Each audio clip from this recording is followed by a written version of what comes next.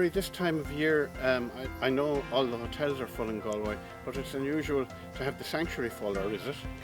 Not really, but this year it's more full than ever. We're very full at the moment. We have swans, ducklings, gull fledglings and even pigeons. And we had a heron the other day. And I can't help but notice that the two swans you have are very different, one from the other. One has an orange beak and the other has a yellow beak. Can you tell me about the difference? The one with the orange beak is a mute swan, our native breed, and it's a Claddagh swan. The one with the yellow beak is a hooper swan. It's a migratory swan from Iceland. And the hooper is with us since the first week in April, because as he was migrating back to Iceland with his flock, he struck overhead power lines in Kilcolgan and was badly injured. The mute swan is a Claddagh swan, and she's here because she was suffering from the effects of the pink feather syndrome, which is caused by eating white bread, yeast and moulded bread.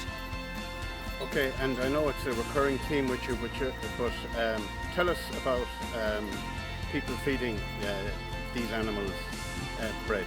Well, we've appealed to the public in many, many ways on Facebook, and we have erected very specific signs in the Claddagh, on Long Walk and Wood Quay, appealing to people to just not feed white bread, yeast bread or any kind of moulded bread because of the terrible effects it has on the swan population of Galway and all over the country and all over Europe.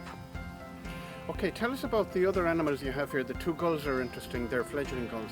Yes, they are fledgling gulls. They were picked up because they were being abused in town. Now, when gulls leave the nest, they are on the ground for up to 2 weeks, being fed and cared for by their parents. They cannot fly in this time because the flight feathers haven't developed, and they just need to be left alone, and in time they will fly. So they're here because the area both of them were in was very dangerous and we couldn't leave them there. Okay, and talk to me about the mallard. You're quite. Oh, we have indeed. We have 2 clutches of mallard here. The first ones were rescued on the 1st of June out in Castlegar. They fell down a cattle grid, and the owner of the land found them and took them up and got in touch with us. So we have them since they were 1 day old. They're now 6 weeks old, out and able to swim and eat, and not able to fly yet. They fly about 8 to 9 weeks of age, and then they should be ready for release about 12 weeks.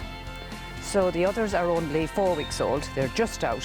They were only out the other day. Up to that, they've been under heat. They were found in Tuam, and a man rescued them there as well. And they're doing very well, and they will keep them, a lot of them together and release them out in Corcullen Lake. And you have some pigeons here? We indeed have. Everything and anything.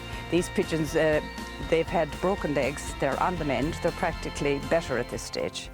So soon they'll be ready to release.